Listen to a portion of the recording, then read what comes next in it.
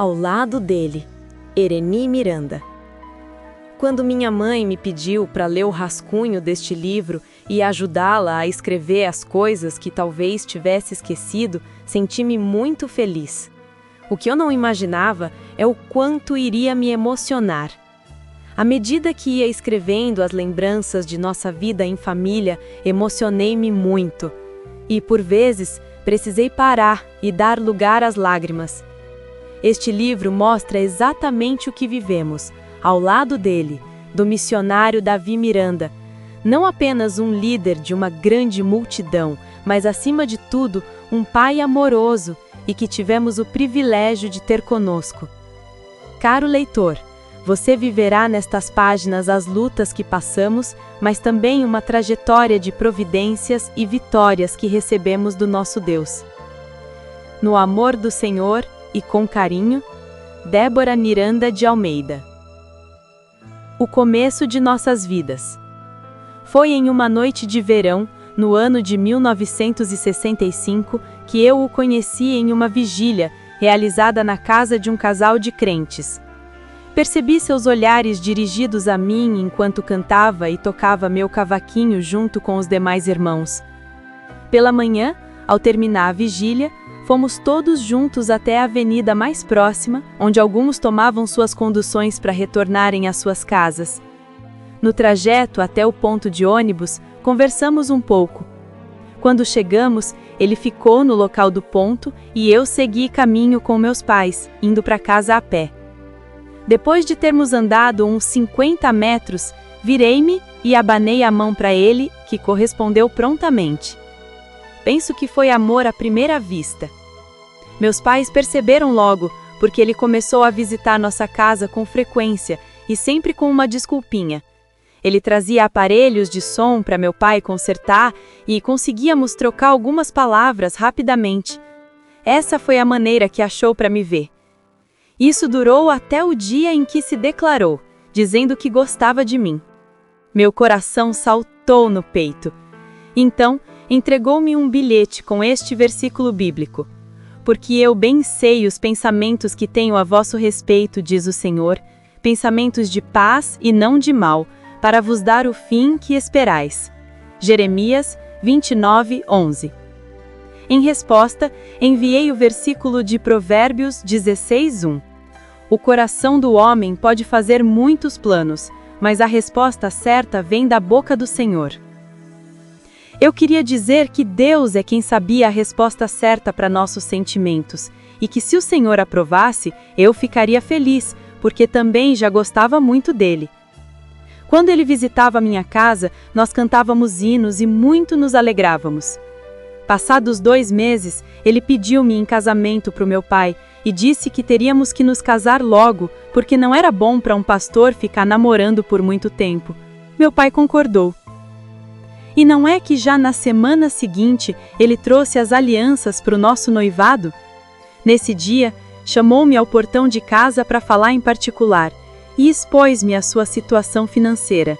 Ele disse: "Trabalho na igreja em tempo integral. A igreja é pequena e as entradas financeiras são poucas.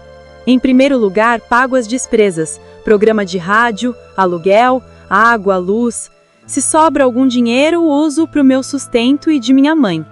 Você não é rica, mas o salário do seu trabalho é só para você, que é a filha única. Você se veste bem, tem bons sapatos, e penso que não poderei mantê-la assim depois que nos casarmos, pois só tenho por enquanto um dormitório, que troquei por um terreninho que tinha, e nada mais." Naquela época, as moças eram muito românticas e eu não fugia à regra. Sabia que o amava e as demais preocupações pouco importavam. Então respondi: "Com você eu moro até debaixo de uma árvore. Prometo que jamais lhe pedirei algo que não possa me dar." E ele acreditou. Risos. Naquele momento, selou-se o nosso futuro. Começamos os preparativos. Minha saudosa cunhada Araci comprou rendas e cetins e costurou o vestido de noiva. Eu ajudei nos acabamentos. O vestido ficou lindo. Araci e seu esposo Deamiro foram nossas testemunhas no civil. Eu, meu esposo Davi, meu cunhado Deamiro e minha cunhada Araci. O terno do meu esposo foi doado por um alfaiate, membro da nossa igreja. Os móveis que faltavam foram comprados em loja de móveis usados. Certo dia o Davi me falou: "Hoje comprei uma mesa de uma perna só." Ri muito, até que ele explicou. Era daquelas mesas com a perna no centro, antiga. Levei meu pequeno enxoval. Coloquei cortininhas brancas de voal nas janelas, feitas por mim mesma. Passei uma tarde raspando os restos de quebra-queijo que estavam grudados no fogão, o qual compramos também usado. Enfim, o humilde cômodo e cozinha, cedidos pela minha sogra nos fundos da sua casa, ficou bonitinho. Nos casamos no final do outono, no dia 12 de junho de 1965, Dia dos Namorados. Eu mesma comprei flores em uma chácara, dálias brancas enormes, que amarrei com fitas nos bancos da pequena igrejinha onde casamos. Fiz um arco na entrada do corredor usando bambuzinho, melindre e dálias. E ali, às 18 horas daquele dia, comparecemos diante de Deus e prometemos ser fiéis um ao outro, na alegria ou na tristeza, na saúde ou na doença, na riqueza ou na pobreza, até que a morte nos separasse. Nosso casamento. A pequena e primeira prova. Com 10 dias de casados, estávamos na salinha onde meu esposo atendia e orava pelo povo na rua Roberto Simonsen, ao lado da Praça da Sé, em São Paulo. Ali, devido a uma denúncia, chegaram investigadores da Polícia Civil. Fomos levados a uma delegacia que ficava no pátio do colégio, onde passamos a tarde sendo interrogados a respeito da igreja, das ofertas e dos dízimos. Apesar de nos terem humilhado com acusações e zombarias, nada encontraram que pudessem provar contra nós. Para o interrogatório, fomos separados, ficando cada um em uma sala, e nos liberaram às 18 horas. Quando nos encontramos na calçada da delegacia, glorificamos a Deus por sermos dignos de sofrer humilhação pelo nome do Senhor Jesus. Essa foi a minha pequena e primeira prova. Ao longo dos anos caminhando ao lado de um líder, aprendi que Deus nunca concede responsabilidade, abundância e preciosas bênçãos sem antes ter provado o crente de várias maneiras, em várias situações. Naqueles tempos, por não termos um carro, íamos aos cultos a pé, caminhando uns 4 quilômetros. Íamos empurrando uma bicicleta, porque o caminho era uma só subida. Na volta eu vinha na garupa, aproveitando a embalada da descida. Logo que nos casamos, fiquei assustada ao ver a quantidade de horas que meu esposo passava em jejum e oração. Ele jejuava 24 horas ou até 36 horas, e isso sem tomar água. Certo dia, na hora de jantar, chorei muito, pois já fazia 24 horas que ele não comia e queria continuar em jejum mais aquela noite. Nunca havia visto ninguém jejuar assim, e achei que ele morreria por inanição, pois já estava muito fraco. Com o passar das horas, ele ia ficando febril, não conseguia dormir, e isso me deixou muito angustiada. Normalmente, ele pedia-me para fazer o jantar cedo e comer antes que chegasse. Assim, o cheiro da comida não o incomodaria, provocando vontade de entregar o jejum antes do tempo por ele determinado. Mas um dia, ele chegou quando a casa ainda estava impregnada pelo cheiro da linguiça que eu havia fritado. Começou a abanar para o cheiro sair da casa e abriu portas e janelas a fim de não ceder à tentação de alimentar-se. Que sufoco! A oração também era algo que fazia com muita frequência. Ele orava tanto de joelhos que chegou a formar calos. Às vezes esses calos rompiam e sangravam. Pastor Davi tocando seu trombone no culto. Ele me contou que havia orado durante 7 anos buscando os dons do Espírito. Não foram 7 meses, nem 7 dias, foram 7 anos. Que perseverança! Quando solteira, sempre trabalhei fora, e no começo de nossa vida conjugal eu não sabia cozinhar. Para lavar roupa era preciso tirar a água de um poço bem fundo em um balde, pesado, porque não tínhamos água encanada. O início foi difícil para mim, porque logo engravidei com gêmeos, porém nem assim reclamei.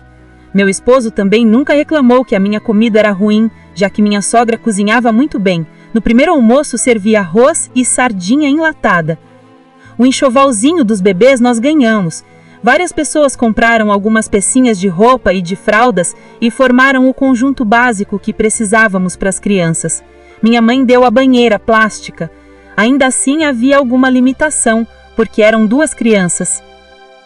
Com o passar dos meses, à medida que minhas roupas foram ficando apertadas, não podia comprar outras.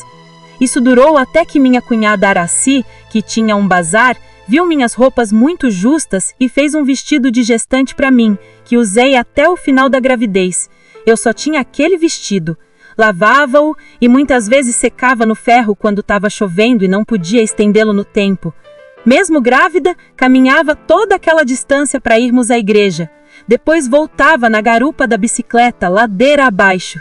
Que falta de juízo! Como esposa de um líder, aprendi com ele e posso dizer que para se tornar um líder é preciso muita perseverança e fé. Essas 2 qualidades encontrei em meu esposo. Apesar das dificuldades, nunca o ouvi lamentar-se, desanimar-se ou vacilar na sua fé. Vendo a mim e depois os filhos lutando ao seu lado, ele insistiu e perseverou. Não era só eu que não podia comprar roupas novas. Os ternos do meu esposo estavam desbotados nos ombros de tanto caminhar debaixo do sol.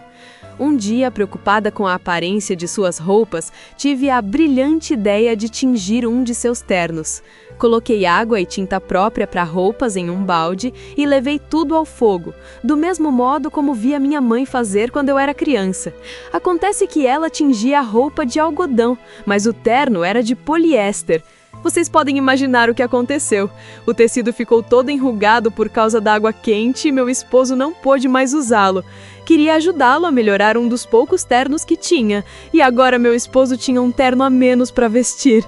Hoje, quando me lembro desse fato, dou muita risada. Mas naquele dia chorei, envergonhada pelo que fiz. Meu esposo não disse nada, pois ficou com pena de mim, devido à minha inexperiência. Eu tinha só 18 anos. A luta na obra de Deus e em casa. Como disse, estávamos atravessando dificuldades no início de nossa vida juntos, porém nunca chegamos a passar fome.